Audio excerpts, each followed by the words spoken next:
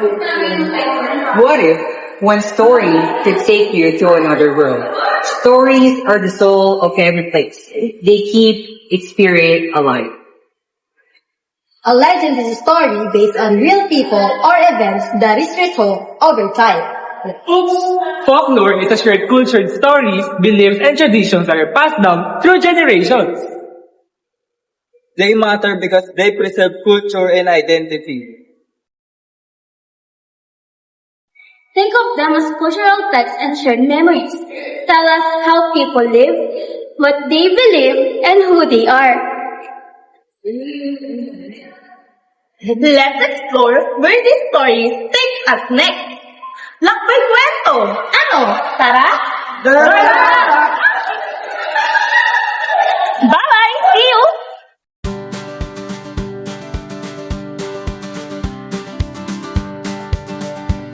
Sawadika!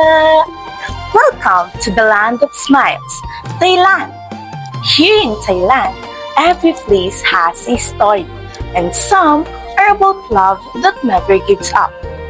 One of the most famous legends here in Thailand is about Princess Manora, a half-bird, half-woman who is taken to the human world, where Prince Utons falls in love with her. When a jealous advisor causes trouble, she escapes back to her homeland. The prince's unwavering love leads him on a long journey, and they are ultimately reunited, showing that true love overcomes all obstacles. As we explore the legend, we discover symbols that make the story come alive.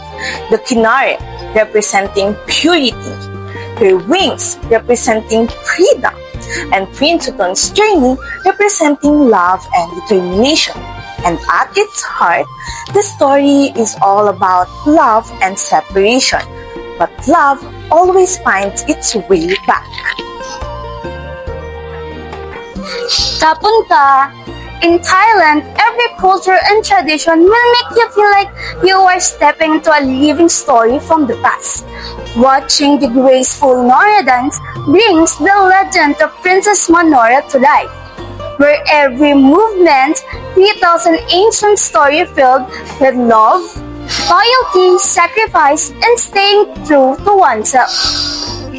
As we dive deeper into Thailand stories, you'll notice how their deep-rooted faith and Buddhism shapes everything.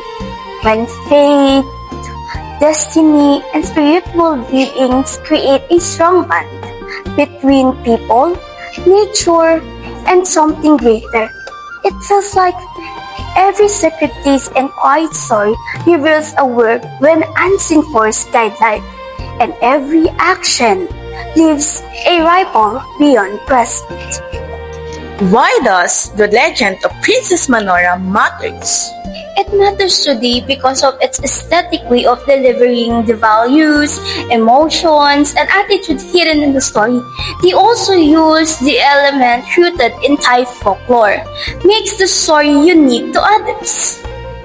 It matters because it teaches us about loyalty, courage, and love. It teaches us as well how to preserve the traditions and culture of Thailand.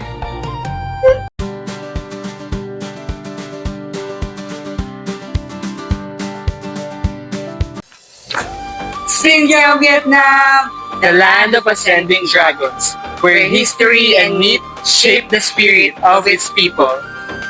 Within Vietnam's extensive corpus of folklore, the narrative of Hon Trong Mai occupies a distinctive place. Celebrated for both its aesthetic resonance and its symbolic meaning. Long ago, a devoted couple faced life's trial together with unwavering love, and the gods, moved by their loyalty, transformed them into stone to preserve their bond forever. Today, the Hon Trong Mai rock in Halong Bay stands as a timeless symbol of enduring love, loyalty, and standing together with each other. In Vietnam, roosters are more than farm animals. They symbolize courage, vigilance, and family bonds. The legend of Hon Trong Mai tells of love so strong it endures beyond death. At Halong Bay, two rocks stand together like devoted partners, reminding couples that true love is timeless. Visitors come here with hope that their love, too, will remain steadfast, just like these stones rising from the sea. Hon Trong Mai is more than a natural rock formation, as it stands as a meaningful symbol of national identity that preserves the echoes of generations and the richness of its legendary significance. Its story continues to resonate because it connects the past with the present, allowing its meaning to remain relevant across time. Embedded within its symbolisms are enduring values such as love, loyalty, and resilience, which continue to inspire and guide people in their everyday lives. In Vietnam, legends like this are not merely stories, but living traditions that shape culture, strengthen identity, and moral lessons that can be passed from one generation to the next. As the sun sets, their story lives on in the tides and whispers of the wind, a quiet promise to stand together through time and beyond. This is the spirit of Vietnam, where love is steadfast, stories endure, and the past continues to guide the present, reminding us that true love never fades.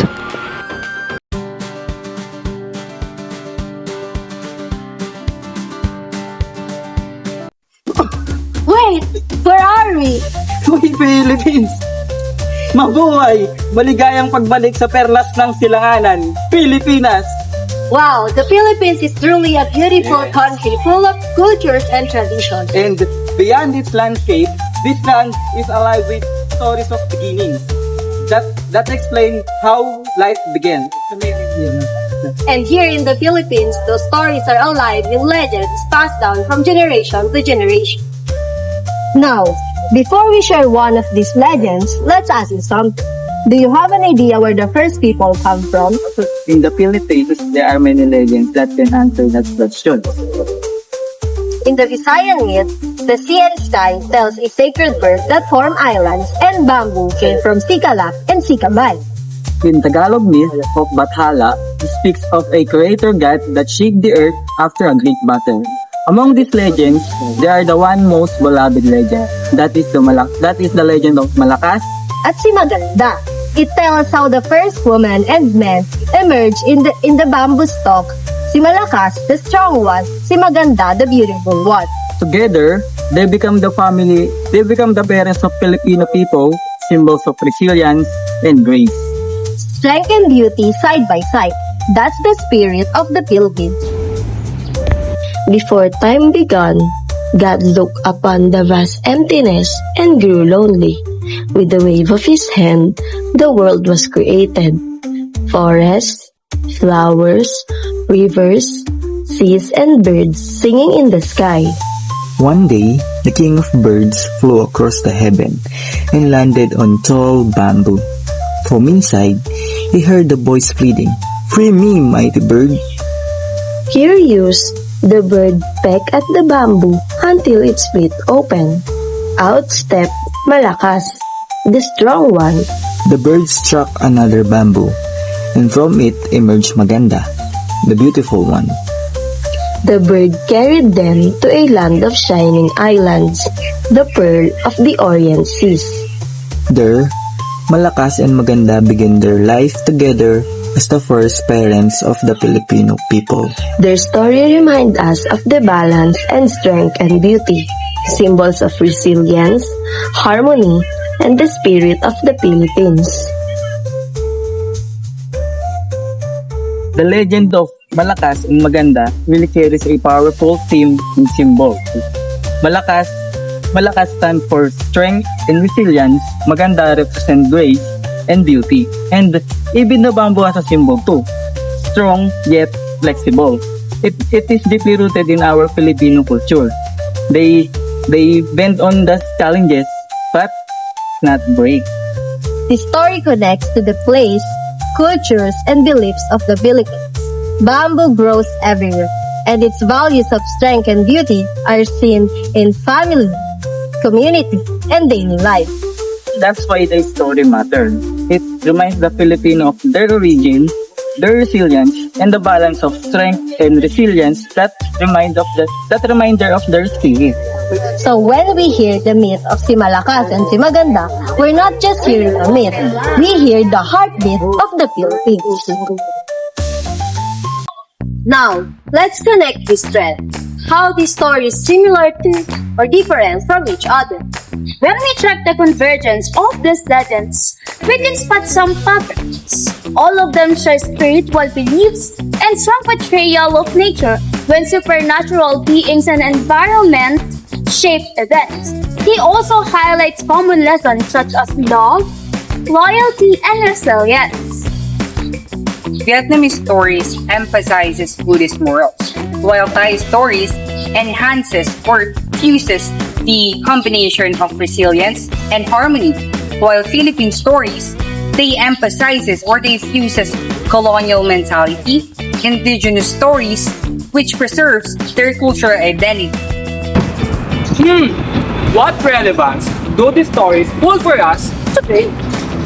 These stories are relevant because it tells us the culture, lessons, and values of the past.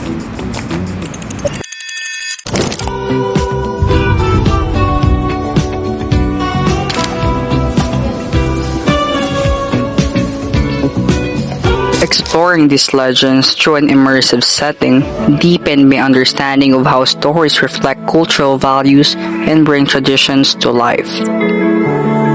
We learned that Southeast Asian folklore, though diverse across countries, revealed shared cultural values where love, unity, and beliefs embody their traditions, showing why these stories must continue to be studied and preserved.